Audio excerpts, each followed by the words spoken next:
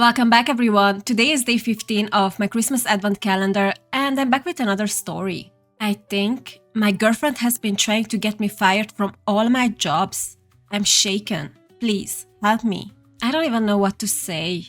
We just gonna jump right into it. I'm male 24 and I've been with girlfriend female 29, let's call her Janice, for 2.5 years. I just finished my education when we started dating, and I have been doing all sorts of jobs since. Sometimes 2 at a time.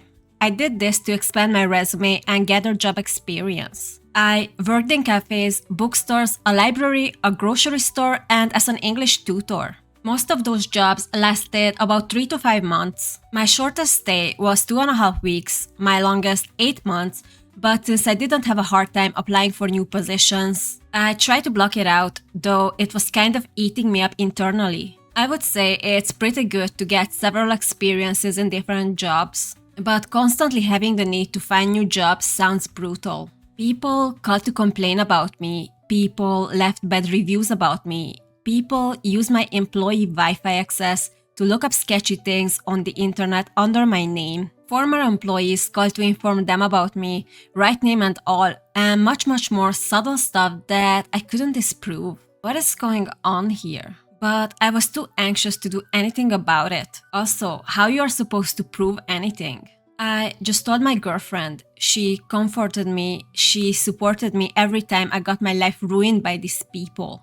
But I kept going, though they kept finding me. This really sounds like a horror movie. All these bad things happening to you, and you cannot explain it. Fast forward this week. I currently hold a part-time position at a bakery. I've been working there for 2.5 months.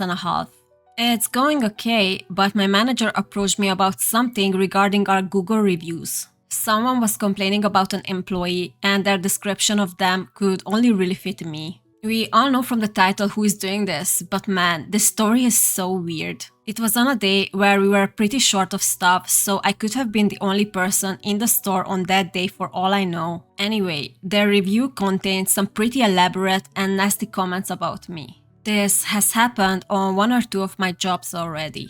It's very sad because this type of reviews can make or break a business. But I looked it up because I was curious, and according to Google, 20 to 30% of this type of reviews are fake. I told my manager that it was all pretty bogus and that someone had a vendetta against me as it has happened before. She believed me and told me that she'll dismiss the comment, probably because her personal experience as Who Are You as a person was quite different. On my break, I checked out the review myself. Their username was kinda stupid. I'm not gonna type it out here since I still work there, but I just call them Mick Myrtle as it was in the same range of sounds kinda fake but not really.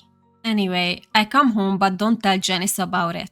She has heard it all before, so I didn't see the point in complaining about another time I almost lost my position. We chat, all is well, and she leaves the room. Her phone is on the table and suddenly she gets a notification or an email of some sort from Google. I don't remember what it said exactly, but the pop-up read something along the line of, Mick Myrtle, manager has responded to your review. Oh my god, I cannot imagine how you felt in that moment. My heart dropped. I've been trying to ignore it since. This was 2 days ago.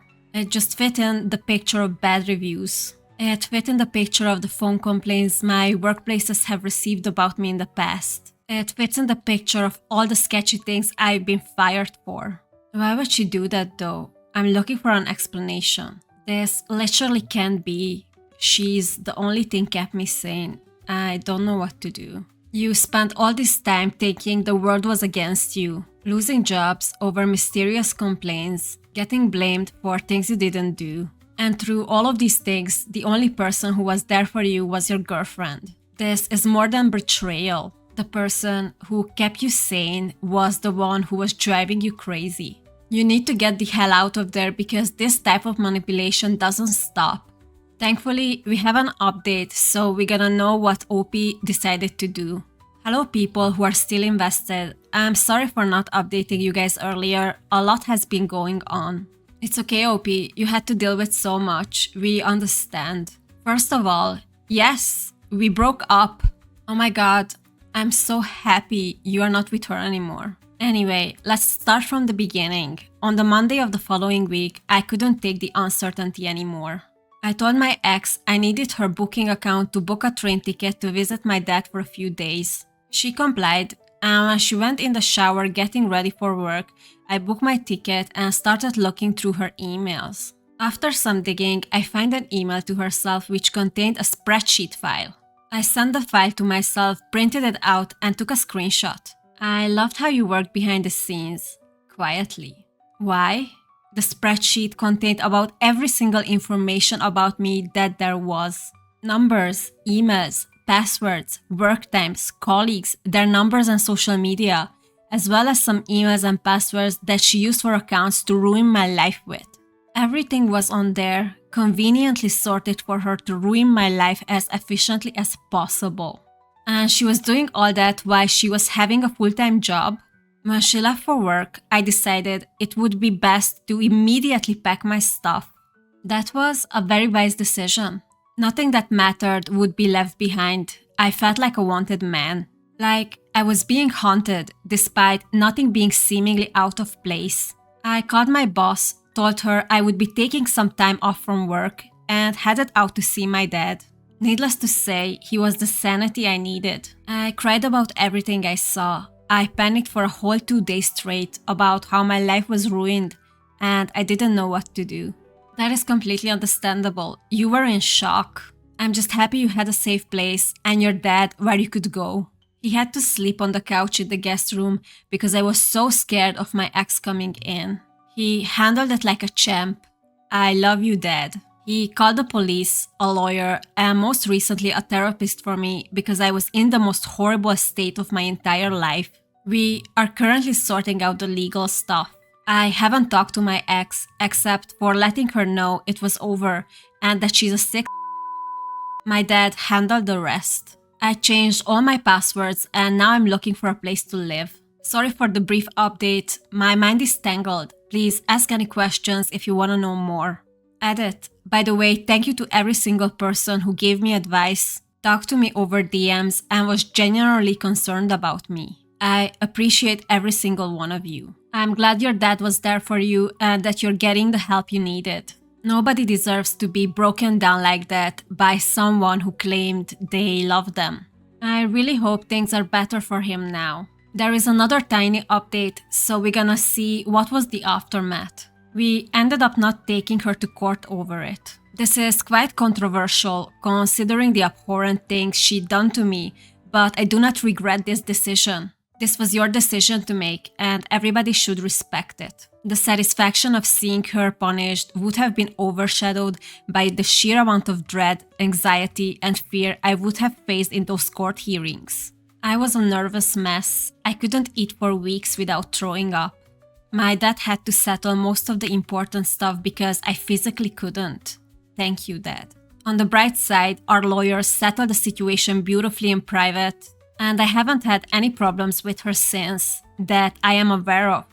I moved houses, got a stable job, and found the closure and justice I was looking for through therapy. I hope she did as well. We've had zero contact since then, and I still haven't read any of the messages she sent me those years ago. I think it's better not to open that can of worms. Of course, I'm nowhere near done with my journey. I still have all my social media accounts set to private and insist on keeping a low profile online. I still get anxiety, especially when there's problem at work. But I haven't had any panic attacks in months, and my therapist has been great. I don't know how she's doing. I don't know if she's moved on or if she's seen this story float around the web. Hello YouTube, TikTok, and Snapchat. I don't know how much she knows about how my life is currently going, but nothing's happened since then that I could contribute to her schemes. Sorry if this update is kind of a jumbled mess. I just woke up and I repressed a lot of what happened. Thank you all for your kind messages. After everything he went through, it's nice to see that he finally found stability and closure, even without taking her to court. Sometimes real justice isn't about punishment. It's about claiming your peace and moving forward. And I'm really glad he wasn't alone on his journey. He had his dad the whole time. This is all from me for today. I hope you enjoyed. If you did, please subscribe and see you tomorrow.